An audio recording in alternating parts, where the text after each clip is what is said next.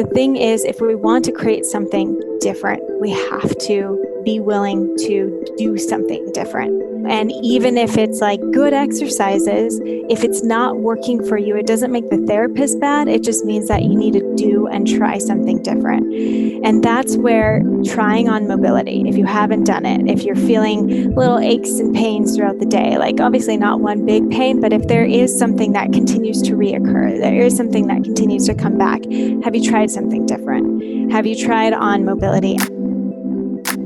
Welcome to the Betty Rocker Show, the place to be to nourish your mind, love your body, and rock your life. What's up, Rockstar? Welcome back. I am so glad you're here because today we're diving in with Jen Esker, an internationally known physical therapist who specializes in helping people overcome chronic pain and maximize physical performance. As the founder of the Mobility Method and the Optimal Body, she brings a unique whole body approach to strength, mobility, and pain-free living. And if you're a member of our online home workout studio and community Rock Your Life, you know how much I value mobility and self-care. In fact, we have new weekly mobility classes amongst our offerings that you can access and incorporate as often as you like. So this is just such an important topic, and learning more about how to be more proactive with your self-care is something that will give you a stronger foundation in your workouts, help you see better results, and help your body last longer and stronger, which is why I wanted to invite a highly skilled physical therapist to come and share her best tips. Better known on Instagram as Doc Jen Fit, our guest has been featured in Shape Magazine, Self Magazine, Men's Fitness, and Muscle and Fitness. She also recently graced the cover of Oxygen Magazine, and now she joins us here today on The Betty Rocker Show.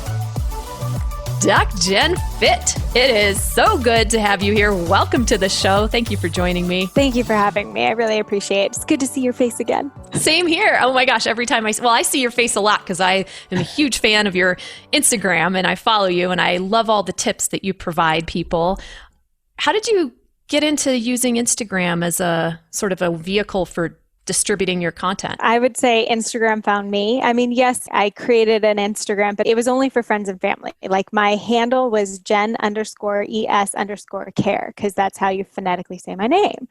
So it's not that anymore. It's not that anymore, but I had zero intention of growing anything, of thinking it would be a business. And it wasn't until I started getting into calisthenics and the people at the beach, and with those big accounts, he started posting me and sharing the people who were involved in calisthenics. And so naturally, I started having all these people come to my account, and I was like, okay, so I guess I'll just show my calisthenic journey then and not post friends and family anymore. And so I started just sharing my fitness journey. And once I graduated from physical therapy school, I wanted people to know that there's more that I can provide rather than just, hey, look at what I can do with my body, but I can help you into observing yours a little bit more because I just graduated with my doctor of physical therapy degree. Like I have some knowledge. It was a scary thing to transition into, not knowing who I would be judged by, knowing that I had mentors who followed me, knowing that, I was a new physical therapist, but at the same time, I didn't want it to just be like, look at what I can do with my body. I wanted to empower others into what they could do with theirs. And so I just started educating, and it's grown to what it is. Yeah, over 500,000 followers as of the time of this podcast recording. And it's an account that I've been following for a long time just because of the positivity. I followed you before we actually met in person, and I was such a big fan because there was so much synergy in the way that we talk about health, in the way that we talk about form, function in the body. And you are the practitioner, the type of practitioner that I'm always recommending people see, because we get a lot of questions about, I just had back surgery. How do I get back into exercising? I just hurt my knee. I feel like the impact stuff is hard for me. What should I do? Tell me a specific exercise to do. I just feel so much empathy for my beautiful rock stars who ask me these questions because I know the frustration of you're doing your workout program, you're following your plan, and then something happens and you have this setback and you just want someone to help you. And it's just not going to be me because I'm not there to touch your body, to know your health history, to be able to give you the hands-on and very specific care for you, unique situation. And so I'm always referring people and recommending work with a PT, someone who can talk to your doctor. And obviously, you're a PT who is providing a lot of information online, but you're also not treating people online. You're building awareness. Talk to us a little bit about that. And do you also get these questions of like, how do I XYZ? Multiple times a day. Like you said, I have compassion for it, right? Because I can't do anything about, you coming to me and saying, I have this pain, I have this shoulder injury, I have this diagnosis from my doctor or whoever it is. I cannot see your symptom or hear what's happening and be able to provide you a plan. And exactly like you said, your body is unique. And I think that's such an important message that people need to understand, because you can have the same pain point, you can have the same diagnosis as someone. And yet, if you were to actually go get treated by someone, you should have a different plan. I will say not all therapy places unfortunately work like this. Sometimes it is like, oh, here's a cookie cutter plan for this injury. Here's a cookie cutter plan for that injury. And it should not be like that, because we cannot understand our movement patterns, understand our structures, understand our life by looking at a symptom. The body all plays a role together. And so when I get these questions that come in and are asking me about a pain point, I do the same thing. I highly recommend working with a PT in person or a chiropractor. I'm not against chiros at all. I know some incredible chiropractors, just like I know some PTs that I would not agree with in the way that they practice. So in both settings, there could be a really high turnover where you don't get enough individualized attention that you actually need for your body. And you should be working with someone who's going to look at your lifestyle, look at your stressors, ask about what's happening, ask about how much sleep you're getting and when your pain is coming on, and being able to understand and see where that's happening in your life, that is now relating to what you're experiencing in your body, because it all goes together. And if we could have someone who's really walking us through that journey, like that's what's most important. And like you said, I'm just here to help build a foundational patterns. Like we talk about mobility, we talk about breath, like these are very foundational patterns that I hope that you start addressing prior to having pain, not once you have pain. We usually start stretching or start doing other things once we're in pain. But my goal would be to help people understand, if you could just start taking care of it now, then you're not going to have to experience this level of pain over and over again, waiting for someone to be the answer, waiting for someone to be the fix. And when something happens to you, you have the resilience built into your lifestyle practices. You have the resilience, in many cases, built into your body to more easily come back after you have had a setback. And I remember I was listening to Joe Rogan the other day, and Kevin Hart was talking about his back surgery and how the doctors told him that had he not had such a strong core, he might have never been able to walk again. And he was talking about how you just never know when you're going to need to call on that resilience and how important it is, those lifestyle practices. And he was like, I've never been more grateful for the fact that I built those lifestyle habits into my body. And it's so true what you're saying. And I love what you're talking about. We also, I think every different type of practitioner out there has so much to offer, but they all have different ways of practicing. So I always look for those who are really taking a holistic approach. I've found from my own personal experience, now if I had to fill out a form, if I were your patient, it would take me an hour to sit in your office and fill out all the car accidents, motorcycle accidents, bike accidents, how many times I've fallen, hit my head, I was like a stunt woman, I feel like, for the first half of my life. Sounds like it. Seriously. But when I think back to being pumped in and out of different offices that were there to get the insurance money, and how fast they pump you through, and it's the same adjustment every time. And there was no recommendation to also work with someone who was working with soft tissue, for example. And we know that the bones are going to, if you just are constantly adjusting the bones and not addressing muscle patterning or the soft tissue around the bones, you often can get just pulled right back into the same position over and over and over again, depending on the severity of the issue.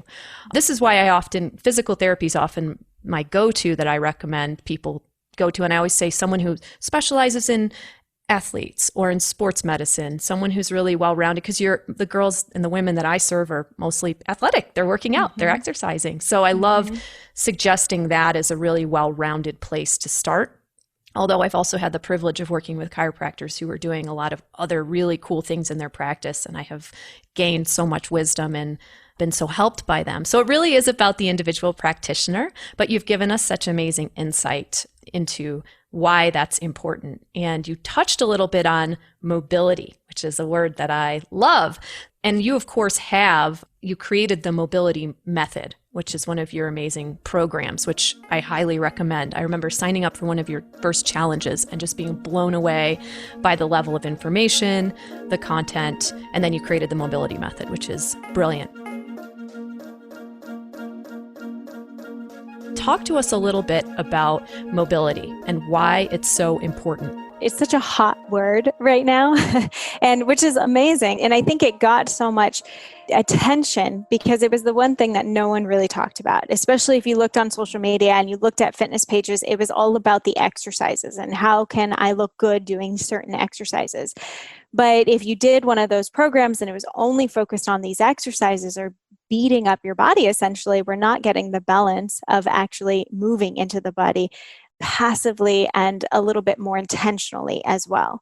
And that's where I like to go back into mobility is our literal foundation. Just like a baby doesn't learn how to crawl and pattern muscle or go into a squat and stand and walk until it's about 5 months old, where it's literally a developmental milestone that you put your toes in your mouth.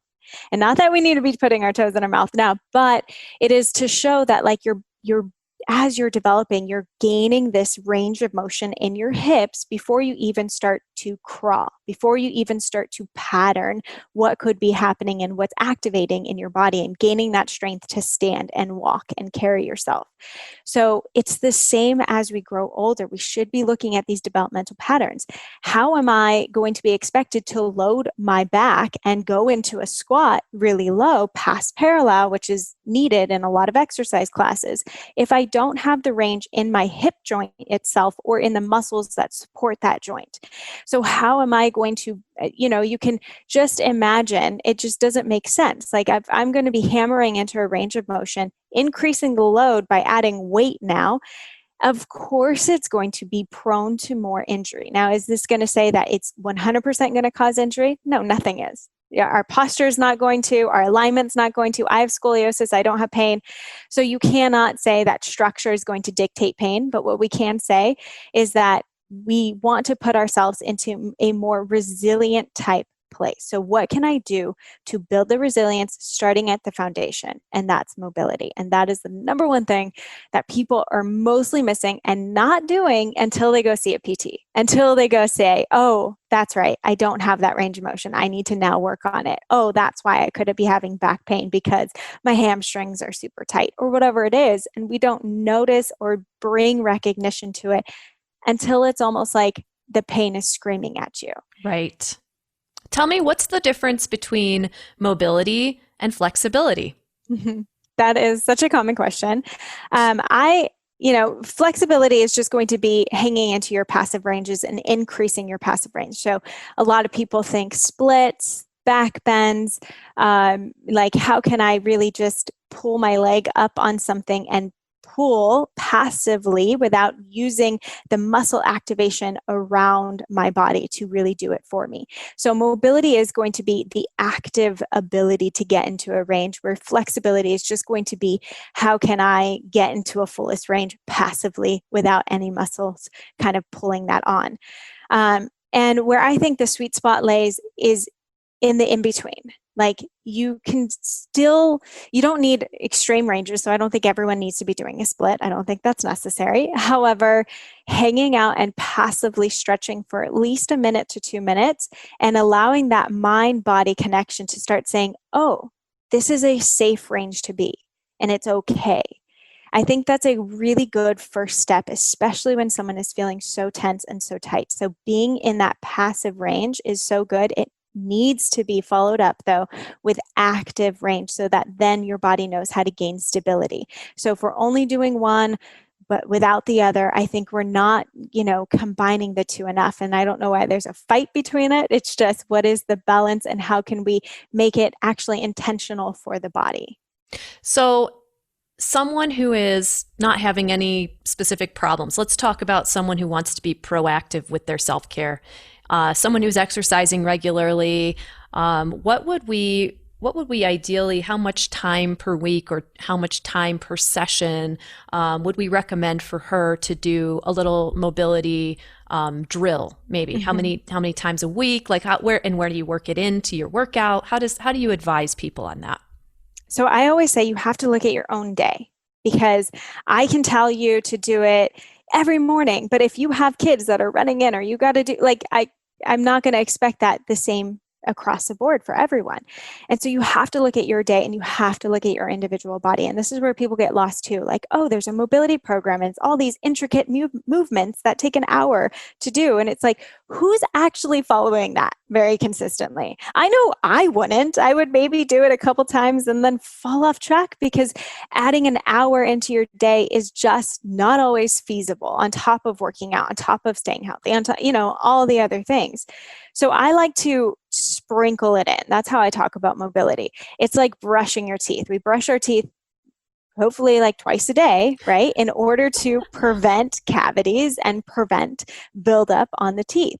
And it's the same in our body. If I just take 2 minutes morning, night, or maybe right before I work out, or maybe to get me out of my chair while I'm working, or maybe first thing before I go to bed, whatever it may be, if I can find 2 minutes to sprinkle in what is needed for my body, not someone else's, but my body based on my restrictions, then I can start to program this in every day, find kind of a habitual habit of like, okay, I'm working for this certain amount of time. I'm going to get up and I know at this time I do my movement that I need for my body. And then I come back into work. Or I know this is something that's really needed in my body. So I do more of an active mobility before I work out.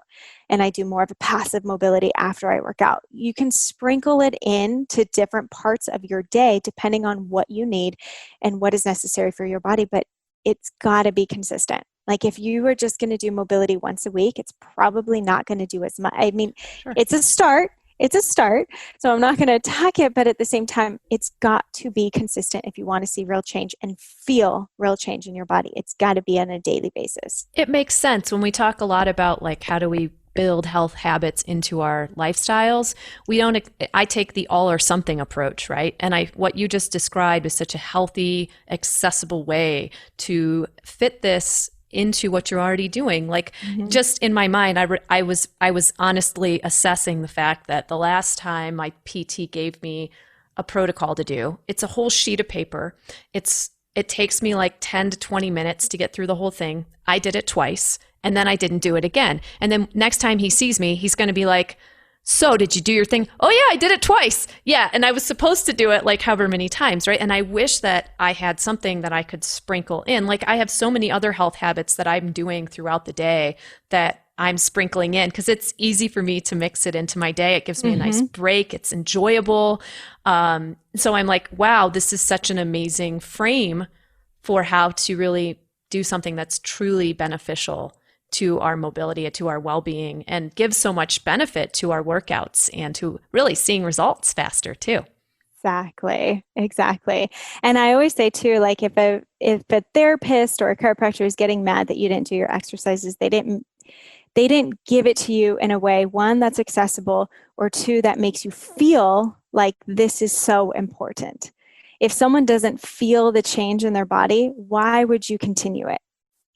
It's a And great point. I give it back, like even before I graduated, I was in PT school and my contacts were really bothering me. I got red eyes and I went to one eye doctor and he was like, oh, here's this little bottle of drops. And the time it was like 50 to $100, which for a PT student, that was a lot.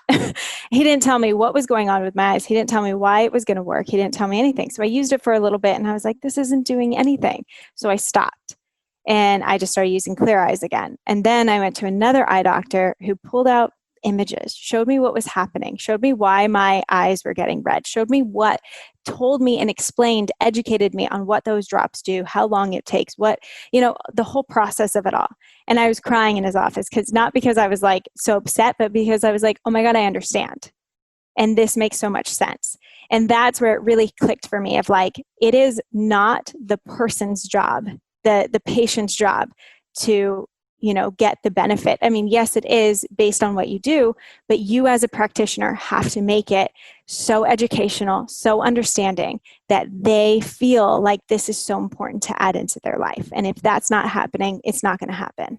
Totally. And I feel like my practitioner has that part down, but giving me like the little bite-sized chunks part, I need to, get a little bit more creative in that regard, I think. And again, You're saying that's not my job. I always just feel guilty for not following through, right? Yeah, of course. Yeah, and that's a very natural thing to have happen. So I love this framework that you're putting together. And I actually thinking, I could take a look at some of those. And I know how many of my for example, Rock Your Life members who we talk to like every single day have told me, I've gone to the PT on your behest, and oh my gosh, they're so impressed with my movement patterns, with the workouts I'm doing, with my lifestyle stuff. They're like, I've never seen someone squat like that. And they're also, though, it's a lot of like, I got a lot of homework to do. So I know I'm not the only one who's in that boat of feeling like, the homework feels like a drag. There's like a lot. So I love the approach of how could we chunk that up to make it feel really fun and enjoyable? Because I actually am thinking in my mind right now, there's like 5 things on that sheet. Like I could do one first thing in the morning. I could do a second one when I'm having right before lunch, right after my workout. Like I actually have 5 ways I could put that into my day so easily. Yep. And then I'm doing them consistently every day instead of once a week, which is totally guilty right there, Yeah. And you're not alone with that. That happens all the time. So I love that, just that idea of sprinkling it in, breaking it up, and making it accessible is key. Very, very good tips, Jen.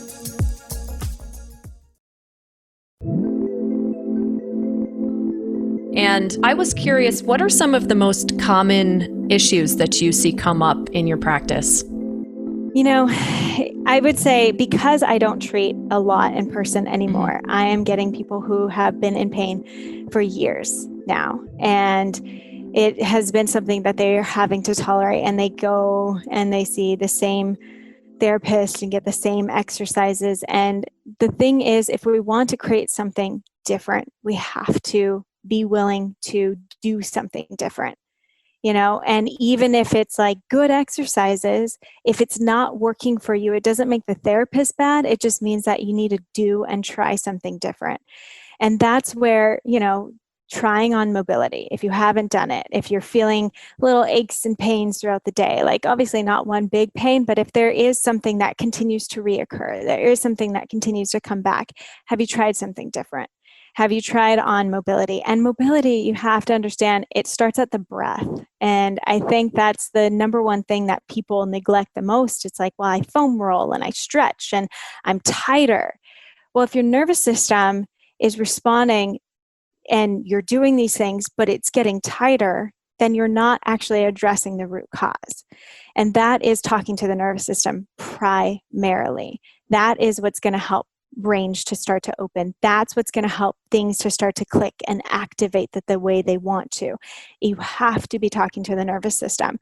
And we talk to the nervous system even through touch. So if you go get a massage, you go get cupping, you go get whatever it is, we have mechanoreceptors right underneath the skin. And they respond to touch, they respond to pressures, they respond to heat, and they respond to vibration. So if you think about that, think about all the tools out there, the Theragun that causes vibration, cupping that you can put the heat on it, massage where you can put pressure and heat. Think about all these things, and we think that is just what's fixing us. Really, it's talking to the nervous system, and it's allowing us for that moment to have that tension release. And it is telling the brain it is okay. And yes, it's going to cause a little bit of fluid movement in that underneath that fascia, that connective tissue, and allow things to slide and glide for a little bit. But that doesn't stay unless you continue to hammer it in over and over and over again. So whether it's constant massages, but better, constant movement after you get that touch, after you get that stimulation, you've got to move into it as well. And that's where even, an adjustment, even something, it's affecting our nervous system. It's not necessarily realigning anything. It's talking to our nervous system to, in that moment, allow us to feel change, allow us to feel something different. But then why do we need to come back over and over and over again? Because it's not the fix. It's a temporary change of our nervous system. And it's a great start. It's a great place for people to feel, but you have to move in, and you have to understand, just like losing weight, just like building muscle, just like doing anything else, it doesn't work by someone doing it to you. You have to do the work. And I think that's where it gets lost in a lot of therapy type sessions or chiropractic type sessions, whatever it may be. If someone is only doing to you, but you're not getting what you need for yourself, then it's not going to create real lasting change. And that's even where starting at the breath can switch that nervous system into a place of calm, release, reduced inflammation, improved range of motion, reduced tension, all of these things by even, again, doing something different and focusing on something different in the breath. The word that keeps coming up for me as you're talking is integration. Mm-hmm. And I think it's really easy for us to sit here on the outside and imagine my nervous system, my brain, my body, my stomach, all these things are these separate entities, but they're all part of the same integrated system, right? And they all talk to each other. And like you're saying, nothing is more important than the integration. It's the work that we do as individuals to follow up on the work that these healers, for all other purposes, that's what I like to call them, all these amazing healers that we see, they get the process started, but it's really up to us to take it to the next level. And I think I love a lot of the education that you put out there, because you're really putting the power back into our hands in explaining why it works and how it works. And then I'm facilitating your amazing self-healing body to continue this work. And here are the tools that you need to continue to use to make this really part of your integrated system. Yeah. So I'd love it if you talk a little bit more about that and about the nervous system and the breath, because I think that's something that we don't hear enough of. And anybody listening right now, are you holding your breath? Are you breathing? How are you sitting? Like, those are things I immediately think about as soon as you mention the breath, because it's an involuntary action. Exactly. Talk to us more about that. Well, normally the number one thing, if someone says, oh, relax, take a deep breath, what do we usually do? It's usually a deep inhale, the shoulders rise up to the ears, and you breathe all the air into your chest, and all you think about is that inhale, like, and that's not that that's bad, but let's think about what is happening. If we break down a breath cycle to the very basics, because there's different methodologies, there's so many different ways that you could do breath, but if we just break it down to the basics, and if we think of an inhalation state and an exhalation state, and they're kind of on a continuum, right? Everyone's breathing, we're all doing our thing, it's all fine. But that inhalation state, that suspension state, that is more of that sympathetic. So think of someone scaring you, and what happens?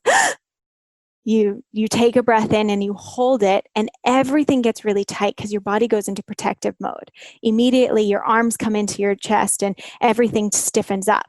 Now, if I'm only focused on that inhalation state, or I'm breathing from my chest, I'm using these muscles up around my neck, I am telling my nervous system, even without trying to, that I am in this state of stress and it needs to be protected.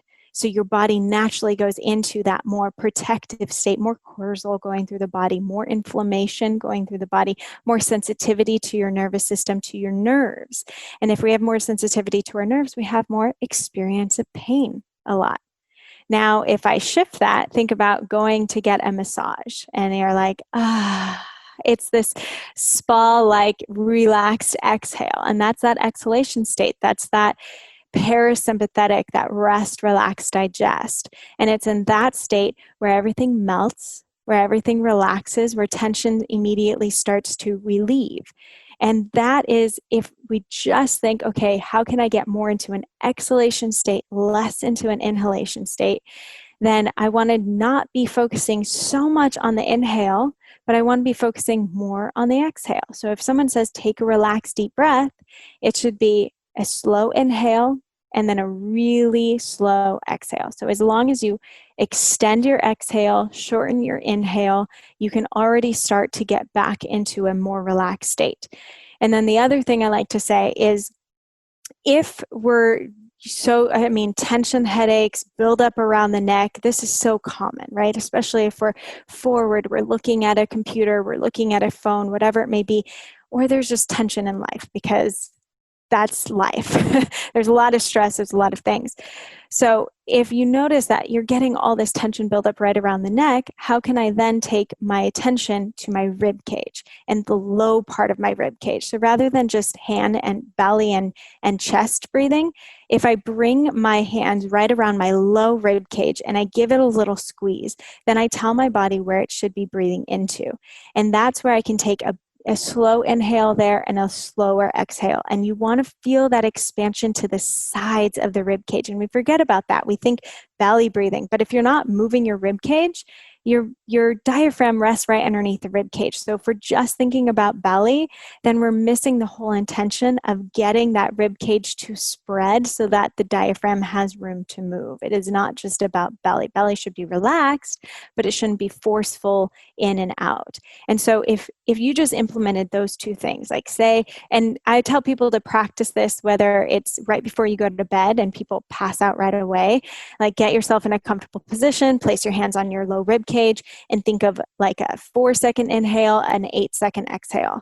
And whether that's in through the nose, out through the mouth, or just in and out through the nose, because even the nose is a more parasympathetic place, then we can start to drive these patterns and change the nervous system. Do it when you're sitting in traffic and you're getting anxious. Do it if your boss is screaming at you. Do it, if we can start to kind of program the body into doing it in these different moments, in these different stressful situations, we start to respond differently, even emotionally.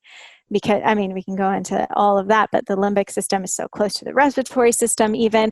And so if we even just start to change our breath, we start to change the way we respond to things. So all in all, breath, it's our baseline into mobility. It's our baseline into gaining passive stretch, relieving knots, relieving tension, and actually getting into the body, the place where we want to be. Right. And you're really talking about stress is it's so damaging, and how it makes us stop breathing correctly, right? When we're in that fight or flight state, we're not breathing like you're describing. We're breathing shallowly. We're taking in more air than we're exhaling. We're holding our breath more, right? And this creates all this tension in a lot of our muscles. And if we're under chronic stress all the time, this is why we get tight. This is why one of the reasons we get so tight and 100%. And lose energy as well. Holding your muscles like that all the time takes a lot of energy. It takes a lot of work to hold your muscles in all the time like that. I'm curious about what's a good way for someone to sort of assess their mobility? Is there an easy thing that you can have someone, like a gait analysis, or how do you get people just initially started with just checking in? Like, is there a body scan? What do you tell them to do? I have some basic video on YouTube. I think I do have like an easy way to kind of test at least some movements and motions within the body. But in the mobility method, I take people through a 23 movement screen. And that's where it's really like, based on what is quote unquote normal in the body and what range we should have in our different joints and throughout our musculature, where are you at in your body? And when people actually start to realize like, oh my gosh, I didn't realize I was restricted there. I didn't realize like that was even an issue or that was a problem. It wakes people up. And I love doing that because it's not to mean that it's bad. We all have restrictions, most of us, unless you're hypermobile. And we all have the areas of the body that we get to move into. And if you look at the body in a very basic structure, and we just break it down from the neck to the toes, our neck should be more stable, upper back more mobile, low back more stable, hips more mobile, knees more stable, ankles more mobile, feet more stable, toes more mobile. And if we look at that, the areas that people usually get more pain are actually in the areas of stability: neck, low back, knees, feet. And so what we do about that of like, oh, low back, we need more stability. Let's just do core strength. Let's just strengthen. And not that this is bad, but if we're missing the mobility above and below the area, then that's why it could be, not always, but it could be putting more tension into that one area. So what if we opened up the upper back? What if we opened up those hips and relieved pressure, then went into core and glute and all these other strengthening? But we got it, just like a baby's putting their toes in their mouth, we got to get back to the baseline. And it's not where the pain is that it's the problem. It's what's happening and what you're neglecting around the areas that is mostly the issue. And just being able to increase that awareness, come back into basic exercises. I think it shocks people too when they go into the mobility method and they're like, I've seen these exercises. Like, yeah, because it doesn't need to be complicated. It's not about making it this highly like, what are my arms doing as I'm going crazy mobility, right? It's about getting back into the basics and building on your foundation. That's it. Yes. I remember so strong, like when I used to do structural integration, a lot of trigger point work. Trigger point therapy is such a fascinating modality because you'll find a trigger point in a muscle belly and it'll refer somewhere else in the body. Mm-hmm. And you're like, this is just a symptom of a greater, fascial restriction, or there's something else happening somewhere else because the body is so connected. So I love that you're taking them through these 23, you said 23 movements, which is fantastic.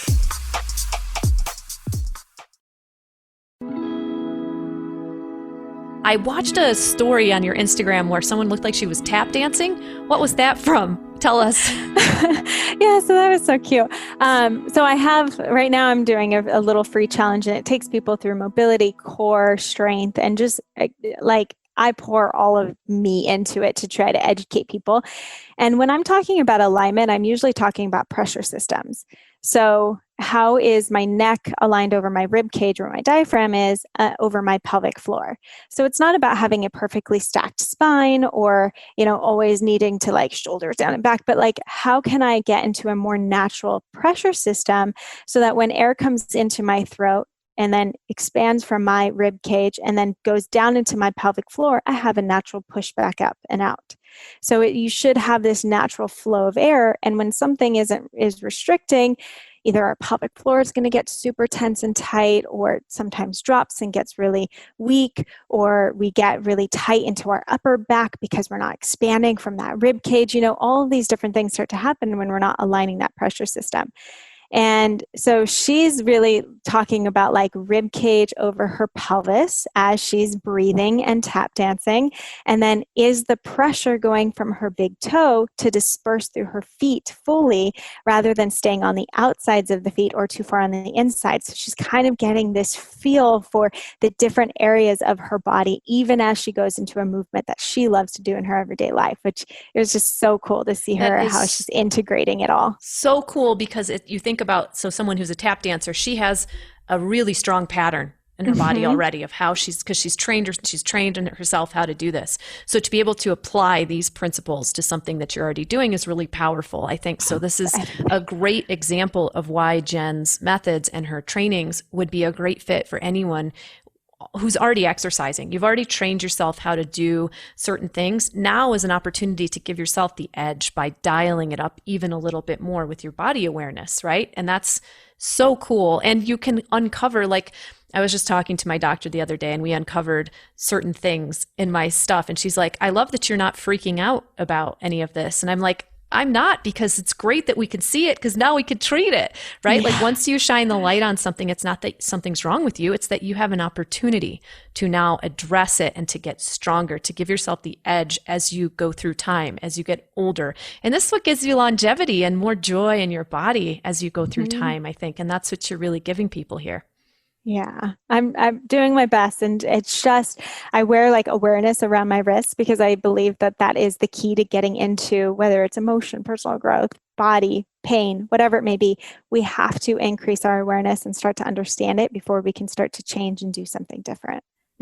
So true. And it's so easy to go through life for years living with pain, living with patterns that we're not aware of, and physical patterns in this case, which we're kind of focused on today. But we all have patterns. I mean, it's an energy saving tactic that the body does. The body is and the mind are so magically adaptable. I think it's Yes. magic. It's amazing, like to see what happens. It's science, though, you know. Yeah. So we are adaptable. But what happens is we get adapted to a certain pattern, and then we don't realize we're still in that pattern because your body and your mind are just saving energy because you don't want to have to go learn something new unless you have to.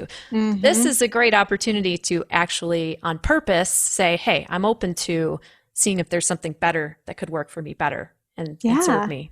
Yeah, and it's just, what am I neglecting? You yawn because you're neglecting sleep. Your stomach grumbles because you're neglecting food. It's like we have these signals that happen in our body, and yet when pain happens, it's like, how can I put a Band-Aid? What do I need to do to cover it up? Rather than, what am I neglecting? Whether it is stress, whether it is movement, whether it is strength, whether it is mobility, we need to get back into the listening of pain rather than the avoiding or the covering up. Yeah, and you have this great thing that you always say, which is really, your body is worth listening to. And Mm-hmm. I love that you say that because it's a lot about worthiness is what you're getting at too. It's like when you value yourself, when you make yourself important and value yourself and your health, you're going to listen to your body because it's talking 100%. to you. It's important. It's saying stuff. Yeah. Yeah. And I always say, we listen to other people, and that's where we're usually trying to find answers. Tell me what to do. Tell me what to do. Yeah. We listen so intently to them because we say, you're worth listening to, but we're neglecting this. Like, you're worth listening to. Your body is worth listening to. Your body is worth taking time, addressing, getting to know a little bit deeper. And you do have the tools. You don't have to know all the anatomy things. You don't have to know all the physiology.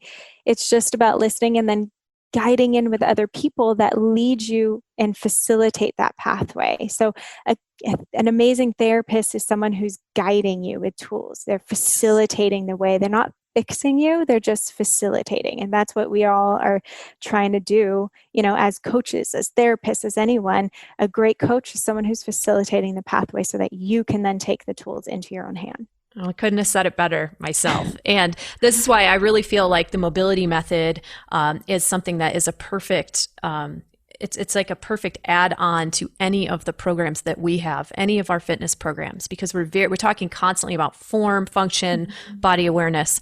And this is a perfect way to improve your mobility and get even more out of any of our workouts. And Jen, you're talking about the 4 pillars of health like we are. You're talking about stress, you're talking about nutrition, you're talking about exercise, you're talking about sleep, because we know that those things all affect the different body systems that come into play when it comes to being able to move effectively and optimally. Oh, and optimally, speaking of optimal, tell us more about the optimal body. What a great name for a program. So that came when it was like, there's a lot, I get it. Like, there's oftentimes we don't want to go through the time it takes to really self-assess, to really dive in, to really have to do the work ourselves. We want to just give me the things. Okay. So I said, okay, let me break it into a more wider scope, a general scope. This isn't going to be your individualized program anymore, but you can learn tools along the way.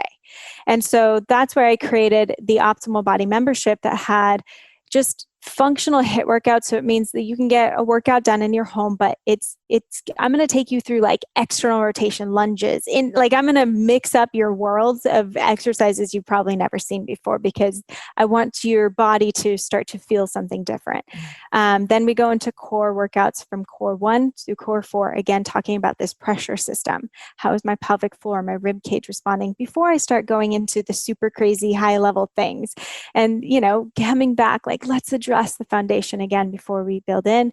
And then I have mobility flows for every part of the body, just so that, you could do a generalized thing. You can grab 5 minutes, my lower body's usually tighter. Okay, let me do that before I do a workout, And so it's something that it's more general. I'm going to say it's not unique to the person, but it's just a way to continue to learn the tools, and you can just do it all at home.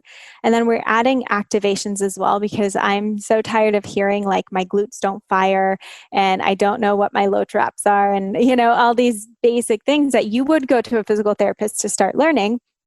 how can you start to understand it in your body? So we break down 5 activations a month that are kind of going to build upon each other so that you Amazing. start to get into that awareness and really feel it. Because sometimes people do side clams and they're feeling their quad, they're feeling their hip flexor. You're not really, you're doing the exercise, but you're not feeling it the way where you want to. So we want to help maximize like where you're feeling it in the body.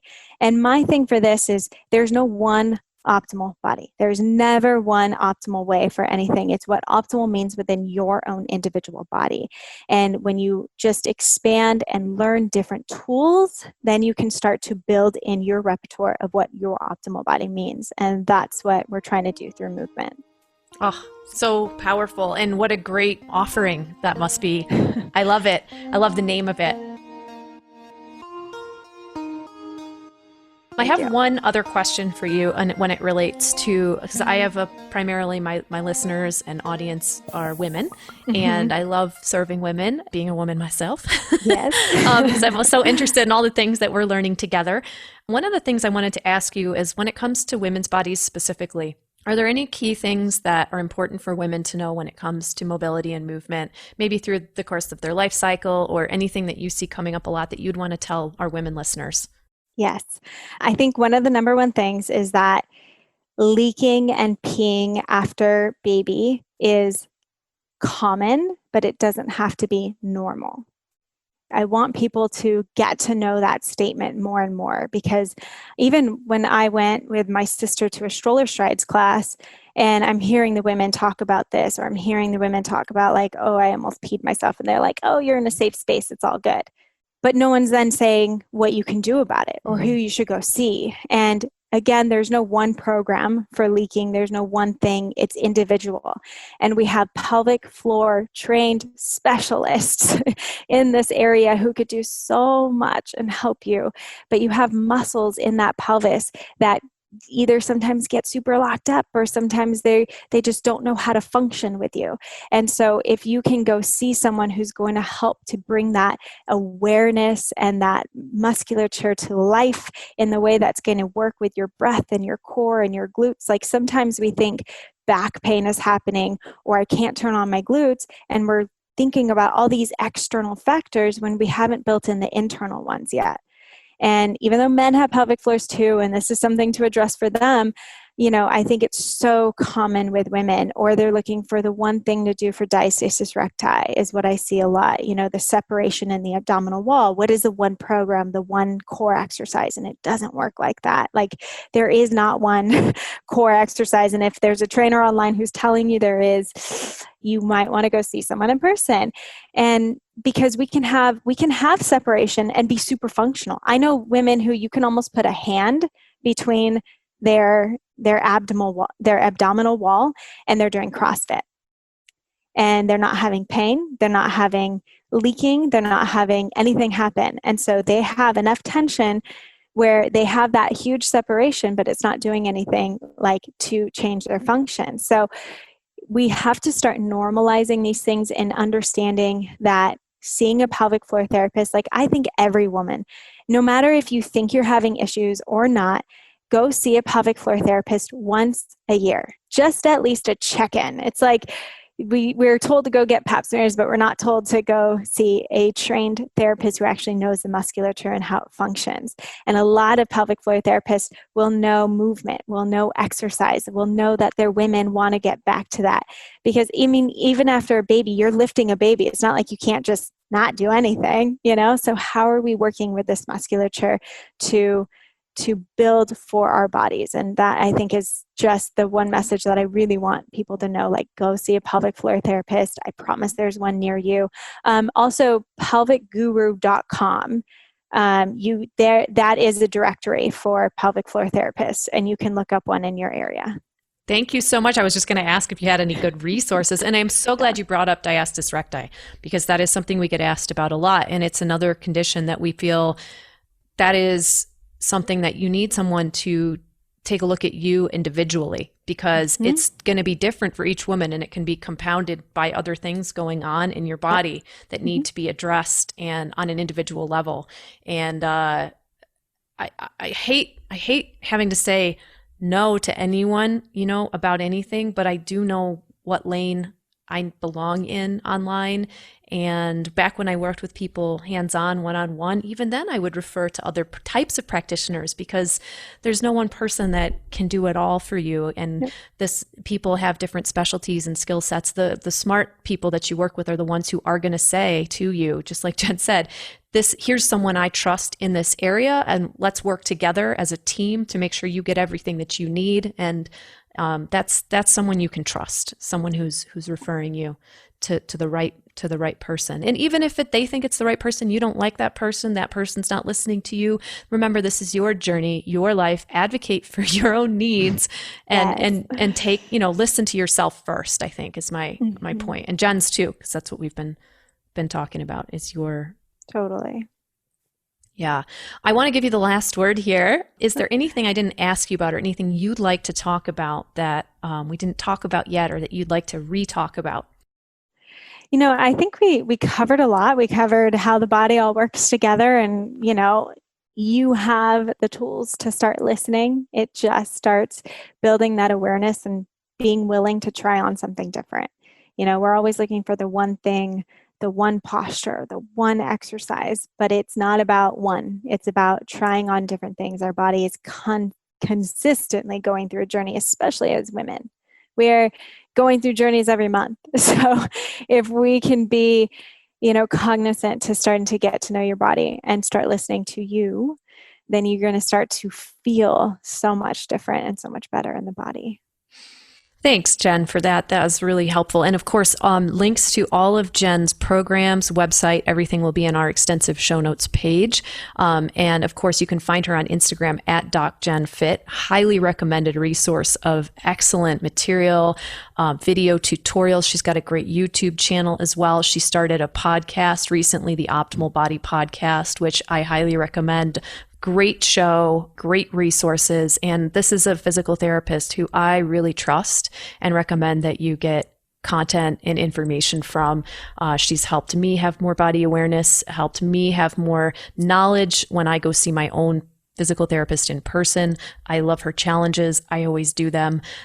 Just a highly recommended resource, and you can connect with her online. She's amazing. So thanks again so much, Jen, for being on the show.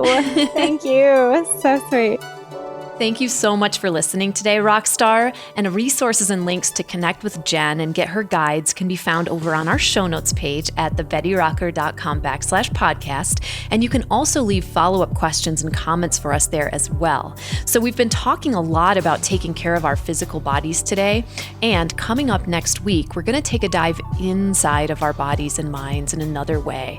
What is so real for so many people are the after effects that trauma can have on their body.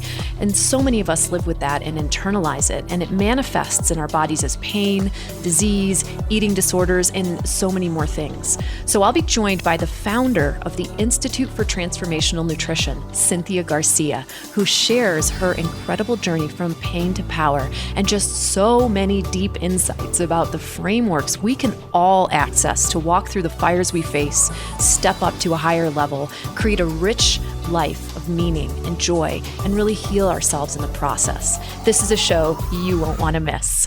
As always, I'm Betty Rocker, and you are so awesome and amazing. I can't wait to talk to you again very soon.